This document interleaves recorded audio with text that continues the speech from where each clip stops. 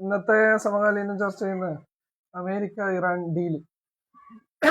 ഇപ്പൊ ഇന്നലെയോ 2 ദിവസം മുമ്പ് അല്ലെ, സ്വിറ്റ്സർലാൻഡിൽ വെച്ചിട്ട് അമേരിക്ക ഇറാഖും തമ്മിൽ കരാർ ഒപ്പിട്ടു. പക്ഷെ ഈ യുദ്ധം തുടങ്ങുമ്പോൾ നമുക്ക് അമേരിക്ക ഇസ്രായേലും പറഞ്ഞ പ്രധാനപ്പെട്ട 2-3 കാര്യങ്ങൾ. ഒന്ന്, നേതൃമാറ്റം, ഭരണമാറ്റം അല്ലെ, ഇറാനിലെ ഭരണമാറ്റം, ഇസ്ലാമിക വിപ്ലവത്തിന്റെ അന്ത്യം, ഭരണകൂടത്തിന്റെ അന്ത്യം. രണ്ടാമത്തത് ഈ സമ്പുഷ്ടീകരിച്ച യുറേനിയം പിടിച്ചെടുക്കും, എന്നിട്ട് അമേരിക്കയിൽ കൊണ്ടുപോകും. മുമ്പ് ലിബിയെന്ന് അങ്ങനെ കൊണ്ടുപോയിരുന്നു. ഗദ്ദാഫി അതാണ് ചെയ്ത ഏറ്റവും വലിയ വെഡിത്തം. പിന്നീട് അവർ പറയുന്നുണ്ട്, ഗദ്ദാഫിന്റെ മകള് പറയുന്നുണ്ട്.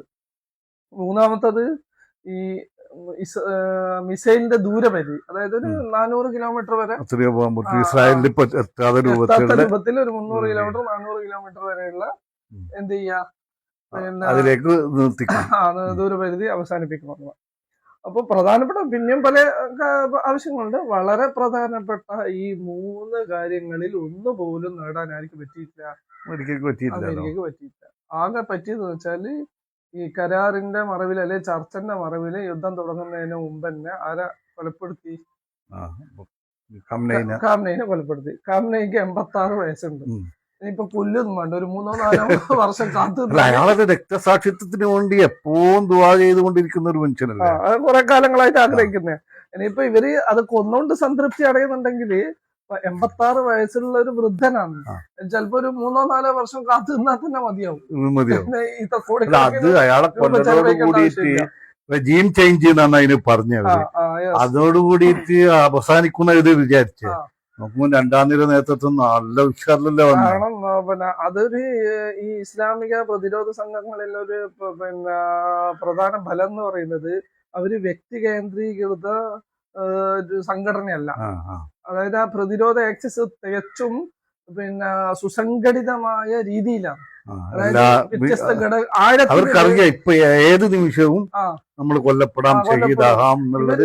പലപ്പോഴും ഞാൻ ഇങ്ങനെ അത് ആലോചിക്കലുണ്ട്. ഇവര് ഈ കൊല്ലും എന്നൊക്കെ പറഞ്ഞിട്ട്, അതായത് ഇവര് ഈ പ്രതിരോധ അച്ചുതണ്ടിൽ പ്രവർത്തിക്കുന്നത് തന്നെ രക്തസാക്ഷിയാണ്, അതിനു വേണ്ടിട്ട്. അതാണ് അവരെ കൊല്ലും മനസ്സിലാകുന്നില്ല, അത് മനസ്സിലാകുന്നില്ല. അപ്പം ഈ ഇസ്ലാമിക ഈ പ്രതിരോധ അച്ചുതണ്ടുകളുടെ പ്രധാന പ്രത്യേകത എന്ന് പറയുന്നത് അവരൊരു ആശയത്തിൽ പ്രത്യയശാസ്ത്രത്തിൽ അധിഷ്ഠിതമായ സംഘം അത് ഏതെങ്കിലും ഒരു നേതാവിനെ കൊലപ്പെടുത്തിക്കൊണ്ട് നമ്മളെ മുമ്പിൽ തെളിവല്ലേ. ഹമാസിന്റെ എത്ര ഉണ്ടാക്കിയ ആള്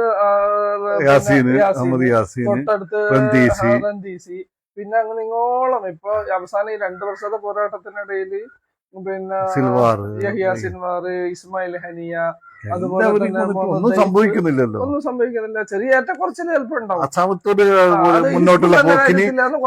ഹമാസിന്റെ കാര്യത്തിൽ തീരെ ഉണ്ടായിട്ടില്ല. ഹിസ്ബുള്ളിന്റെ കാര്യത്തിൽ നസറുള്ള പോയാലും ചെറിയൊരു പിന്നോട്ടടി ഉണ്ടായി. അതൊന്ന് സെറ്റ് ചെയ്തവര്. അതായത് ഇന്നലെ എവിടെയോ വായിച്ചേ, നസറുള്ള കുറച്ച് പുറകോട്ടലായി.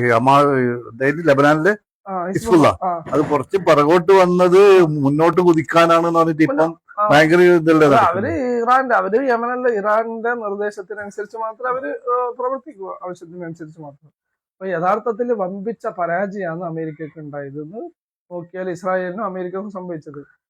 അതില് ഇന്നലെ എവിടെയോ വായിച്ചൊരു ഓർമ്മ എന്ന് വെച്ചാല് ഇസ്രായേലി ഒരു ജൂത ലോബി അമേരിക്കൻ പ്രസിഡന്റുമാരെ നിരന്തരമായിട്ട് ബ്ലാക്ക് മെയിൽ ചെയ്യുന്നുണ്ട്. ബ്ലിക്കിന്റന, പിന്നെ എന്താ പറയാ അതിനുശേഷം വന്ന ഒബാമന, എല്ലാവരോടും ഇതിനു വേണ്ടിയിട്ട് ഇറാനെ ആക്രമിക്കാൻ വേണ്ടി പറഞ്ഞു. ട്രംപ് ഇതില് വീണു.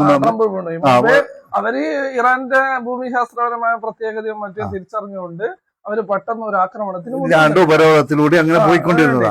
ഇപ്പൊ യുദ്ധം എന്താണെന്ന് ലോക ജനങ്ങൾ അറിഞ്ഞത് ഈ യുദ്ധത്തിലാണ്. അതായത് താലിബാന് അഫ്ഗാനിസ്ഥാൻ ആക്രമിച്ചു, അത് ലാസ്റ്റ് തോറ്റു, പരാജയപ്പെട്ടെങ്കിലും വർഷങ്ങൾ നീണ്ട അധിനിവേശം ഉണ്ടായി. പക്ഷെ എല്ലാരും ഇങ്ങനെ നോക്കി നിന്ന് ആർക്കും അതിന്റെ ബുദ്ധിമുട്ട് അനുഭവിച്ചില്ല. ഇറാഖിനെ ആക്രമിച്ചു, ലോകത്ത് ഒരു മനുഷ്യന് പോലും അതിന്റെ ബുദ്ധിമുട്ടുണ്ടായില്ല. പിന്നെ ഈ 2 വർഷം ഗാസയെ ഇസ്രായേൽ ആക്രമിച്ചു. 2 വർഷം കൊണ്ട് എല്ലാ ആധുനിക സംവിധാനങ്ങളും ഉണ്ടായിട്ടും എല്ലാം പിന്നെ ദൂരെ നിന്ന് നോക്കിക്കാണുന്നു അല്ലെങ്കിൽ ട്രാക്ക് ചെയ്യുന്നു എന്ന് പറയുന്ന അമേരിക്കന്റെയും ഇസ്രായേലിന്റെ ആധുനിക സംവിധാനം ഉണ്ടായിട്ടും ഒരു ബന്ദിയെ പോലും കണ്ടെത്താൻ ഈ ചെറിയ ചുറ്റളവിലുള്ള പ്രദേശത്ത് നിന്ന് അവര് സാധിച്ചില്ല. അത് വേറെ കാര്യം. പക്ഷെ ഗാസയിലെ യുദ്ധം ലോകത്ത് ഒരു മനുഷ്യനെയും ബാധിച്ചില്ല. ആർക്കും ഇല്ല. അപ്പോ ഇന്ന് ലോകത്ത് നടന്ന പല ആക്രമണങ്ങളും ഒരു തരത്തിലും ആരും ബാധിച്ചില്ല. പക്ഷെ ഇറാനെ തൊട്ടപ്പോ എല്ലാവർക്കും മാറിയല്ല. അതായത് 5 മിനിറ്റ് അടുക്കളയിൽ വരെ അതിന്റെ യുദ്ധത്തിന്റെ ഫലം ഉണ്ടായി. അത് അവര് കൃത്യമായിട്ട് അതിന്റെ പ്ലാൻ ചെയ്തു. അതാണ് അതിന്റെ പ്ലാൻ ചെയ്തു. ഇറാൻ ആദ്യം മുതലേ അടി കിട്ടും, ഇവർ വന്ന് അടിക്കും, അപ്പൊ അതിന് ഇന്ന പോലെ ചെയ്യാന്നുള്ളത് കൃത്യമായിട്ട് ഓരോ ഘടകവും അവര് വർക്ക് ചെയ്തു എന്നുള്ളത്. അമേരിക്കയിൽ എണ്ണക്ക് വില കൂടി, അമേരിക്കൻ ജനത യുദ്ധത്തിനെതിരായി, ലോകത്തെ എല്ലാ രാജ്യങ്ങളും നാറ്റോ പിന്നെ ഒരുപാട് ട്രംപ് ഭീഷണിപ്പെടുത്തി, കുറെ കാല് പിടിച്ചു, പ്രലോഭിപ്പിച്ചു, ഒന്നും നാറ്റോ അവരെ കൂടെ കൂടിയില്ല, യൂറോപ്യൻ യൂണിയൻ കൂടിയില്ല. കാരണം എല്ലാരും ഇതിന്റെ കെടുതി അനുഭവിച്ചു. ഒരാളും ഈ ഭീഷണിക്കോ എല്ലാ പ്രലോഭനത്തിനോ നിന്നു കൊടുത്തില്ല. ഗൾഫ് രാജ്യങ്ങൾ പോലും നിന്നു കൊടുത്തില്ല. കാരണം ഇറാന്റെ ഭൂമിശാസ്ത്രപരമായ പ്രത്യേകതയും ഇറാന്റെ കൈവശമുള്ള ഇത്ര ഹോർമുസ് പോലത്തെ അല്ലെങ്കിൽ മറ്റ് ആയുധങ്ങളുടെ ശക്തി യഥാർത്ഥത്തിൽ അത് തിരിച്ചറിയാതെ ട്രംപിന് തിരിച്ചറിയാൻ പറ്റില്ല. ട്രംപ് ഇപ്പോഴും ഇത് കരാറുകൾ ഉണ്ടാക്കാൻ വേണ്ടി പരമാവധിയുള്ള ഇത് പുറമേ ഇളപ്പളക്കുന്ന നോക്കല്ല. അത് ഇടയ്ക്ക് ട്വീറ്റ് ചെയ്യുന്നതാണ്.